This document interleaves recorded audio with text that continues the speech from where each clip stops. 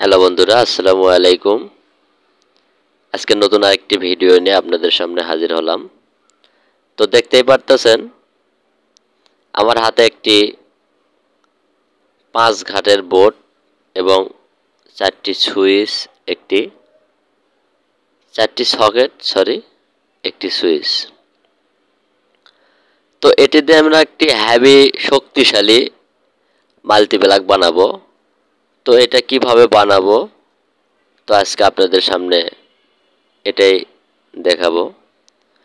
তো ভিডিওটি যাতে লং না হয়, যার কারণে আমি আগে সুইচ সকেট এগুলা লাগিয়ে নিয়েছি। তো আপনারাও লাগিয়ে নেবেন। অবশ্য আগের ভিডিওতে এগুলো কিভাবে লাগাবেন সেগুলো দেখানো হয়েছে। তো এখন আপনাদের সামনে আমি এটা সিরিজ করে নেব। চাইলে আপনারা টুকরো টুকরো তার নিয়েও এটা সিরিজ করে নিতে পারবেন এবং একটানা 329 যে তার আছে এই কেবলটি বাহির করে আপনারা এর ভিতর দিয়ে টানা একটানাও দিতে পারবেন, যেরকম আমি দিতেছি দেখতেছেন ঠিক এরকম করে। আর আমি আগের ভিডিওতেও আপনাদেরকে বলেছিলাম যে আপনারা কারেন্টের যে কোনো কাজ করেন না কেন, কোনো কাজ লুজ কালেকশন রাখবেন না। লুজ কালেকশন রাখলে ক্ষতি হওয়ার সম্ভাবনা বেশি, কারণ ওখান থেকে দুর্ঘটনার সৃষ্টি হয়। তো আজকের এই ভিডিওটি না টেনে সম্পূর্ণ দেখবেন, তাহলে আপনারা একটি শক্তিশালী মাল্টিপ্লাগ ব্যবহার করবেন কিভাবে এবং কি কি চালাইতে পারবেন এ টু জেড, এবং এটার ইন্ডিকেটর কেমনে বানাবেন, জিরো বাল্ব এবং একটা 10K রেজিস্ট্যান্স দিয়ে সব কিছু আপনাদেরকে দেখিয়ে দেব। তো দেখতে পারলেন সুইচের নিচের প্রান্ত থেকে শুরু করে সকেটের নিচের প্রান্তের একবারে শেষ পর্যন্ত আমি সিরিজ করে দিয়েছি এবং উপরের যে টার্মিনালটি রয়ে গেছে এই টার্মিনালে শুধু আমি সকেট সিরিজ করে নিয়েছি, কিন্তু সুইচে কানেক্ট করি নাই। দেখতে পারতেছেন এই যে আমাদের সিরিজ করা শেষ। আর এইরকম মাল্টিপ্লাগ বানাতে কয় টাকা খরচা হবে এ টু জেড সব কিছু আজকে আমি বলে দেব এগুলা। তো এখন আমরা এই যে দেখতে পারতেছেন এখানে একটা জিরো বাল্ব দিব এবং রেজিস্ট্যান্স দিব, দিয়ে আন্তরিক দেখবো আমরা যে কারেন্ট এখানে সংযোগ পাইলো কি না পাইলো। এই জন্য আমরা একটি জিরো বাল্ব এবং রেজিস্ট্যান্স ব্যবহার করব। এখানে বোর্ডে ছিদ্রি করে বোর্ডে লাগাই নেব। তো আপনারা যদি আমার এই চ্যানেলটি সাবস্ক্রাইব না করে থাকেন তাহলে অবশ্যই চ্যানেলটি সাবস্ক্রাইব করে দিবেন। ভিডিওটি যদি ভালো লেগে থাকে তাহলে অবশ্যই একটি লাইক করবেন। দেশ এবং দেশের বাইরে থেকে যারা আমার এই ভিডিওটি দেখছেন তাদেরকে অসংখ্য অসংখ্য ধন্যবাদ।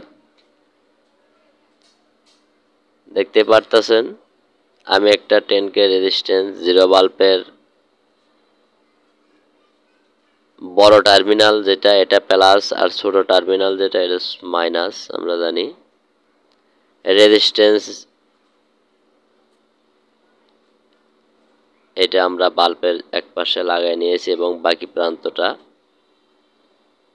ওই যে আমরা সুইচের নিচ প্রান্তে যেখানে সিরিজ করে রেখেছিলাম সেখানে আমরা লাগিয়ে নিয়েছি। তো আমার এই টার্মিনালটা শর্ট হওয়ার কারণে আমি এখানে আরেকটি লুজ তার ব্যবহার করে আর ভিতরে ঢুকে দেবো। আর এটা আমরা ছিদ্রি করে সুন্দর করে ওখানে ফিটিং করে দেব, যাতে কারেন্টের সুইচ দেওয়ার সাথে সাথে আমাদের বোর্ডে লাইন পাবে। এগুলো দেখার জন্যই আমরা এটা ব্যবহার করব।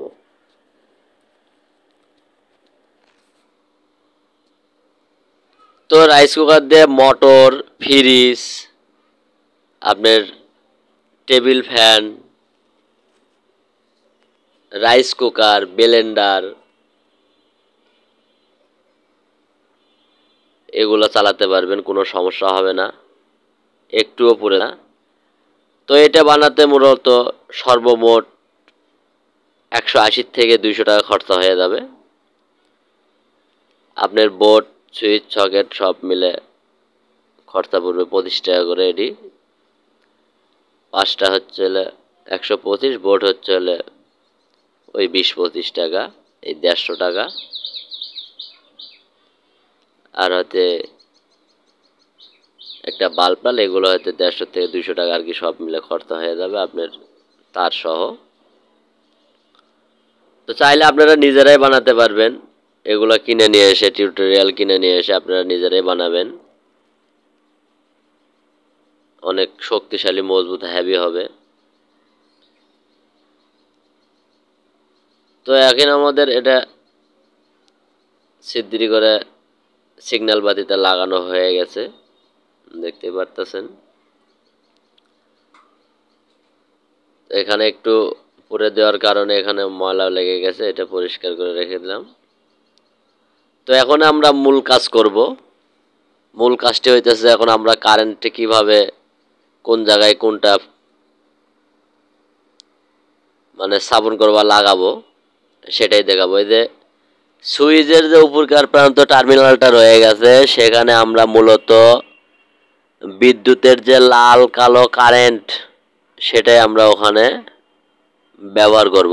আর নেগেটিভ অর্থাৎ মাইনাস যেটা, সেটা আমরা সকেটের যে উপরকার প্রান্ত রয়ে গেছে, টার্মিনাল রয়ে গেছে, সেই টার্মিনালে আমরা নেগেটিভ লাগাবো। তো প্লাসটা আমাদের লাগানো হয়ে গেছে, ওই যে সকেটের যে উপরকার প্রান্ত রয়ে গেছে দেখতে পারতেছেন, সিরিজ করা হয়ে গেছে।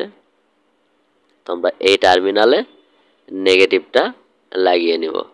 তো আপনারা সুন্দর করে সঠিকভাবে এবং খুব হার্ড করে লাগিয়ে নেবেন। এরপরে আমরা দেখব কারেন্টে